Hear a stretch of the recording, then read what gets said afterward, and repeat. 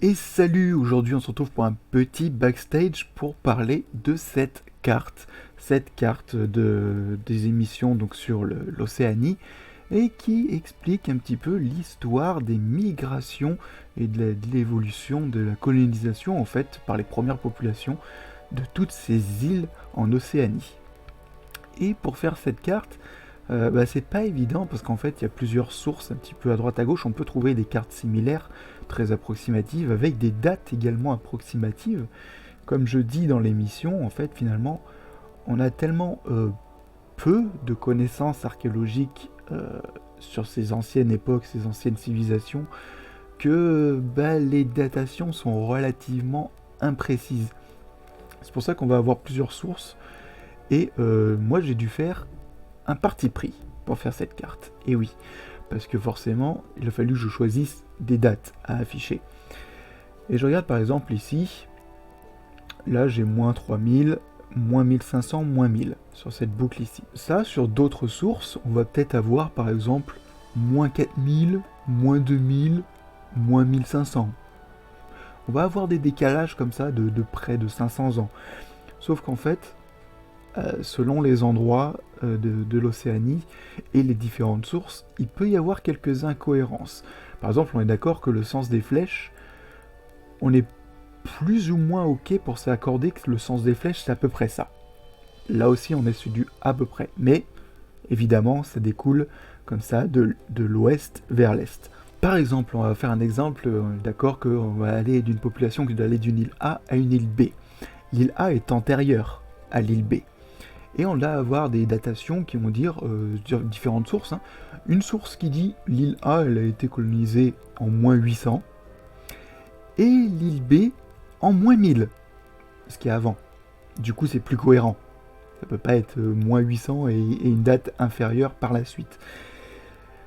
Donc les deux sources déjà ne sont plus compatibles. D'où le fait que j'ai dû faire des partis pris et choisir des dates pour que l'ensemble soit cohérent.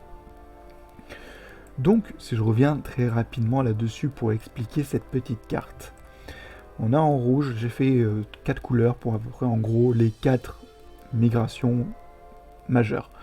En rouge, on a la première vague, ce qu'on appelait la migration Sunda-Saül, la plus ancienne, puisqu'elle date de moins 60 000 ans, moins 60 000 à moins 50 000 à peu près, jusqu'à moins 26 000 pour les populations qui sont arrivées vers les îles Salomon.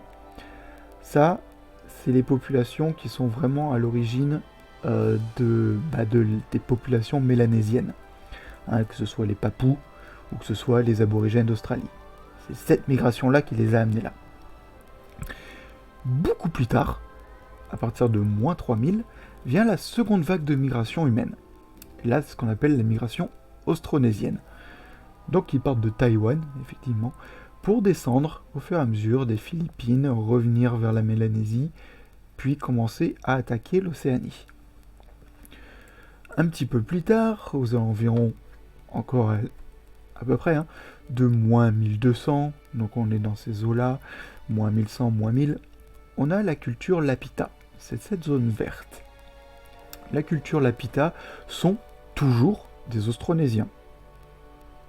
Et c'est juste qu'on a identifié cette culture en tant que Lapita pour leur donner un nom. Et donc c'est cette petite dispersion ici.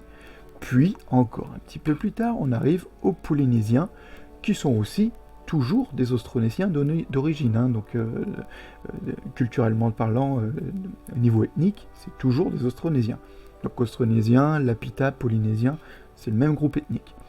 Les Polynésiens, donc, ils partent vers moins 900, pour partir vraiment à la conquête de l'Est Pacifique, des îles Hawaï, jusqu'à l'île de Pâques, puis la Nouvelle-Zélande, avec les Maoris, etc. Et revenir ensuite vers la Mélanésie, tant de même, hop, par là. Donc un petit retour, ils ont fait une boucle comme ça. Voilà. On voit bien que sur certaines dates, j'ai gardé une fourchette, volontairement. Par exemple, pour tout ce qui est Hawaï, entre 600 et 900. Ici, entre 300 et 600. Ici, entre 100 et 500. 800 et 1200. Et là, 1800 à 1250. Parce que vraiment, vu qu'un peu c'est les branches terminales, je peux me permettre de fixer, c'est la fin, c'est des cul-de-sac en quelque sorte. Je peux me permettre de laisser une fourchette, parce qu'en fait, Bah, c'est un peu ce que donnent les différentes sources. On ne sait pas au siècle près. C'est impossible de savoir avec nos connaissances actuelles. C'est pour ça qu'on est, on est à 400 ans près, quoi. On est à 400 ans près. Là aussi, on est sur du 300 ans. Là, on est sur du 400 ans. Et là aussi, on est sur du 300 ans. Donc, fourchette assez large. Mais ça donne une estimation de là à peu près quand les populations humaines sont arrivées dans ces îles. C'est ce qui est le plus important, c'est d'avoir une estimation, quoi. Après vous dites, ouais, mais ces îles-là, elles ont pas de flèches. Alors si, bien sûr, ils y sont allés. Mais voilà, c'est pareil, on sait pas trop quand, de où. Alors plutôt que de faire une flèche exacte, il fait comme ça, parce que ça fait comme ça. On sait pas. Ils sont peut-être venus comme ça, ils sont peut-être comme ça, comme ça, comme ça, comme ça. Mais oui, c'est tous les archipels, toutes les îles, évidemment, ont été colonisées au bout d'un moment. Mais c'est pour ça que les flèches sont également approximatives en soi. C'est évident qu'ils n'ont pas suivi des routes comme ça dans le Pacifique. Euh, ils ont sauté d'archipel en archipel et à chaque archipel ils ont fait un petit peu toutes les îles, quoi. C'est un petit peu le hasard de la navigation. Je veux dire, ils avaient leur petit bateau. Imaginez bien que les distances sont colossales.